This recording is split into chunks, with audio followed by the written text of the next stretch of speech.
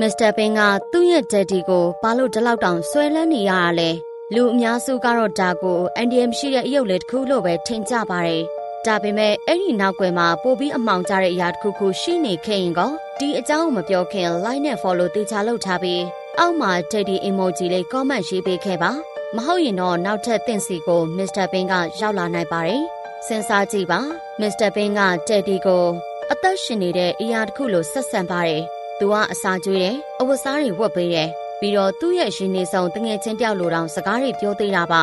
ဒါပေမဲ့ Daddy ကတာမန်ဝက်ဝင်ရုပ်လေးတစ်ခုတတ်မဟုတ်ခဲ့ဘူးဆိုရင်ကောဇလန်အပိုင်းတော်တော်များများမှာ Daddy ကိုဆိုးရွားတဲ့အရာတစ်ခုခုဖြစ်သွားတိုင်း Mr. Pin ဟာတကယ်လူတစ်ယောက်ကိုဆုံးရှုံးလိုက်ရတယ်လို့မျိုးတုံ့ပြန်တတ်ပါတယ်ပရိသတ်တချို့ယုံကြည်တာကတော့ Daddy ဟာတကယ်တမ်းကျတော့ Mr. Pin ရဲ့အတိတ်ကလူတစ်ယောက်ကိုကိုစားပြုနေတာဖြစ်နိုင်တယ်လို့ဆိုပါတယ်ဆုံးမသွားခဲ့ပြီဖြစ်တဲ့ချီရသူတစ်ယောက်ဒါမှမဟုတ်သူဘယ်တော့မှလက်မလွတ်နိုင်ခဲ့တဲ့သူတယောက်များဖြစ်နေမလား